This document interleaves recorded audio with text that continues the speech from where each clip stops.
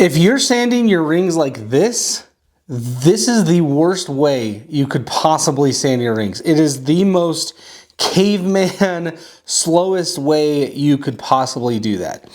Let me show you one little tool you could make that will help you sand your segmented rings faster and better. Ugh.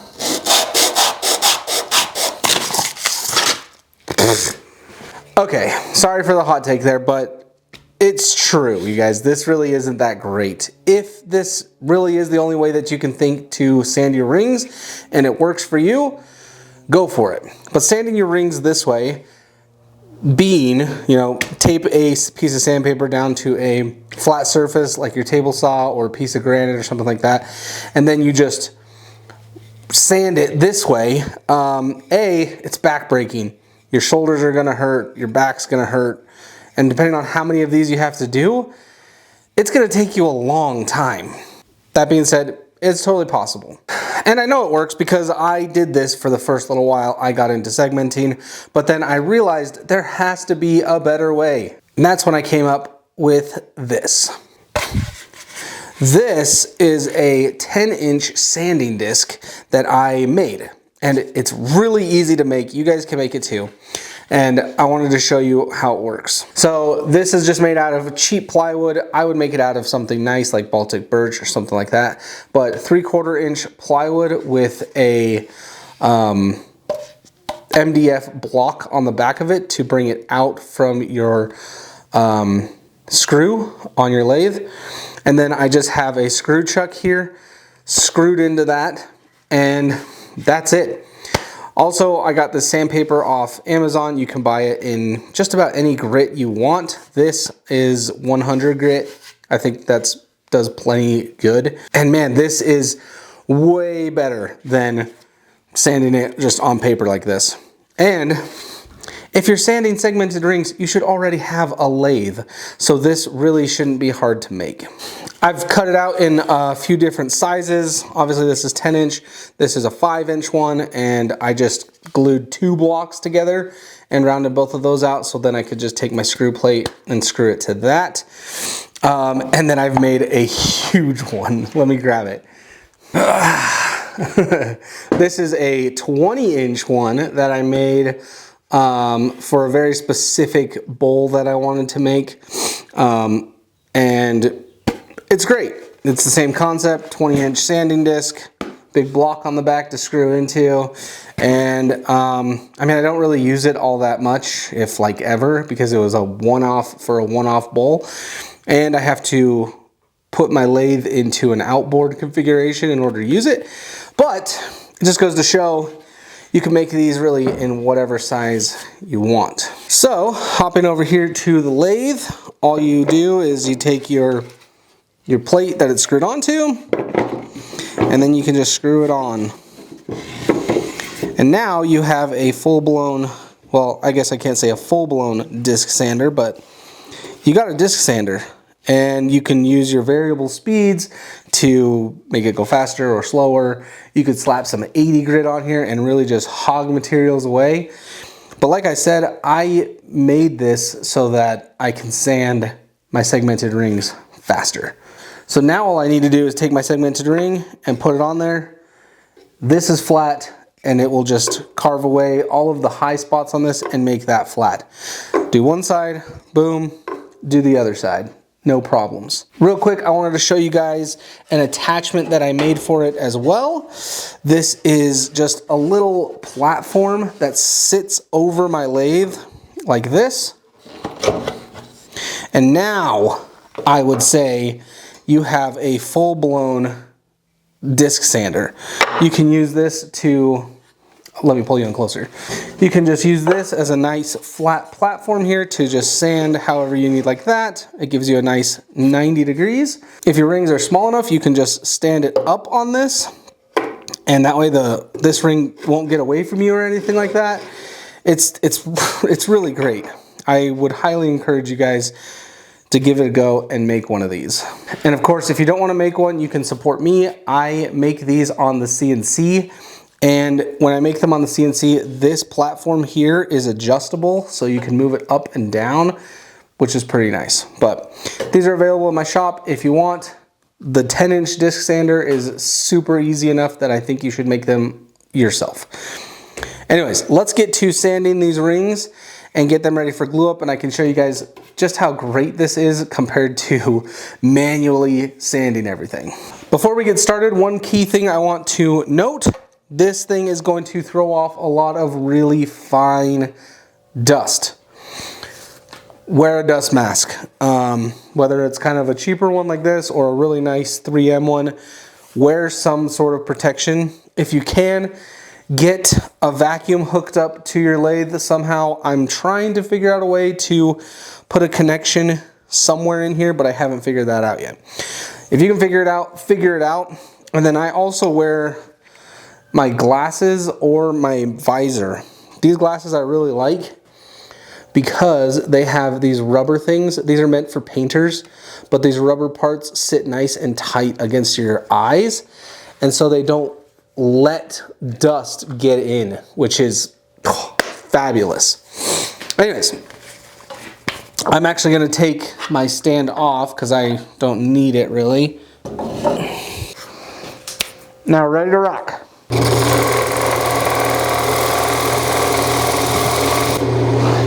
Try and apply even pressure. You can see I'm getting this off. This is a high spot, high spot. I'm not pushing too hard. I'm just kind of letting the machine do the work.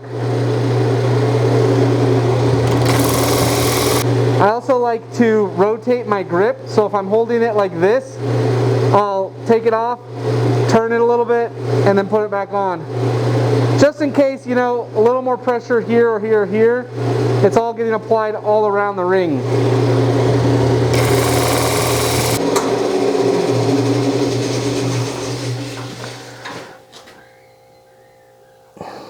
Look at that. That looks so good. And with that nicer sandpaper on there, you even get a little shine on there. It buffed it out a little bit. So that's the non-sanded side.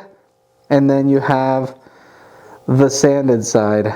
Looks super good. So now you would obviously just flip this and let's do that side. We'll get both sides of this ring done.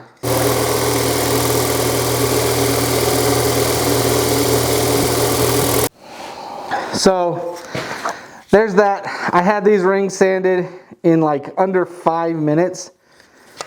Well, this one ring, no problem. And if I had a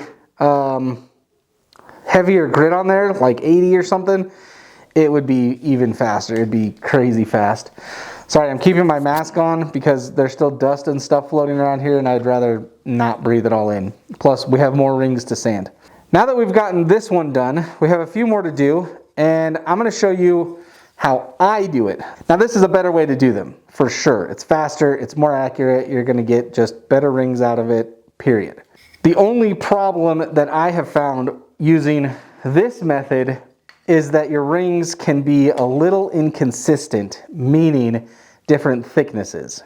I've gotten carried away a couple times and sanded one way too thin and way too thick, and so when you glue them all together, you can see the different thicknesses of rings. Might not bug some people, it does bug me, but that's also just human error, right? If you're paying attention and you really dial yourself in, you can come away with basically all the same thickness of rings, no problem. But I am extra, and I want my rings to all be the same thickness so they look really, really good, and I am lucky enough. No, I don't want to say lucky because luck had nothing to do with it. I worked really hard and I bought this machine. I bought a drum sander.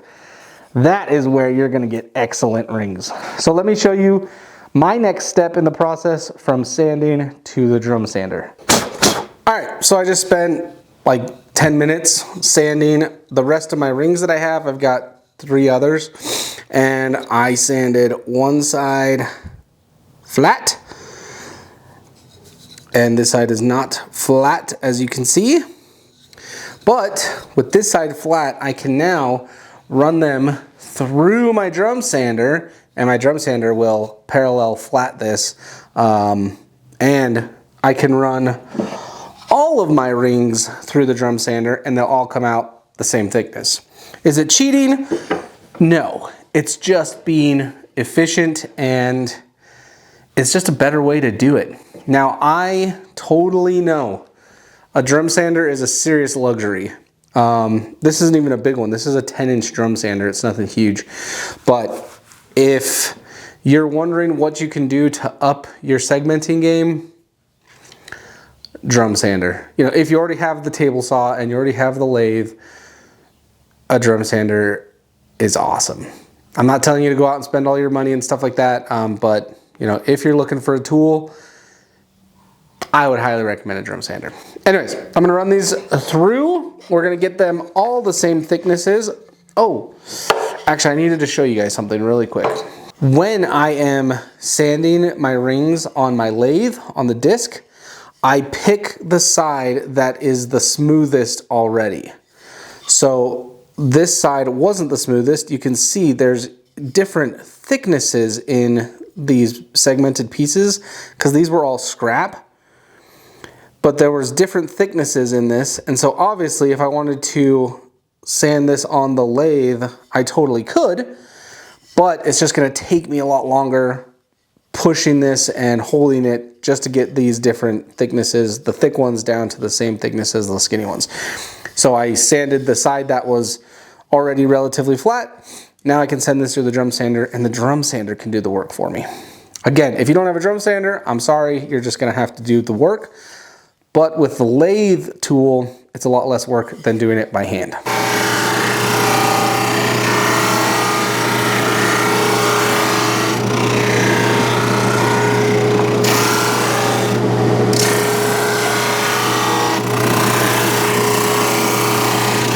And I mean, this is real time right here. I'm basically sanding 4 rings at once.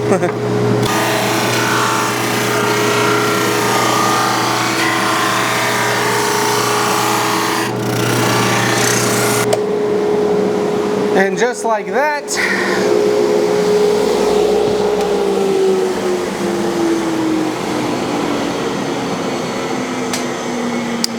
our rings are sanded, flat, and all the same thickness. Now we're ready for a glue up. This is going to be fun. I haven't made a tapered bowl in a long time. Which is what this is going to be. But that's not what we're talking about. We're talking about how good these look after they've been sanded through the drum sander and just basically the sanding process, which look at how tight that joint is. That with a little bit of glue in there, it's gonna be great. I think that the drum sander is a great way to step up your sanding game, but a cheaper, easier way to step up your sanding game is to use the lathe and make one of those jigs or buy one from me. You're just gonna get way better results and it's gonna be way quicker. So, but that's all I got for you guys. I just wanted to show you guys my process and how I get my rings sanded and ready for a glue up. And I also wanted to give you guys just some inspiration. Hopefully you guys go out and make your own sanding disc. I would encourage you to do so. But again, if you'd like to support me and my shop and the videos that I make, buying it for me on my Etsy would be awesome. I also sell a bunch of other jigs and stuff on there, so make sure you guys head down to the link and check that out. But if you have any better sanding suggestions for your segmented rings, I'm sure me and everybody else would love to hear it. If you guys do leave a good comment that has helped out or that I think other people should hear, I do pin it at the top of all of the comments. So leave me your best comments and I'll get that pinned and we can all grow and learn together. But that's it for me, guys. Be good, be safe, be happy, and I'll catch you guys in the next video. Peace!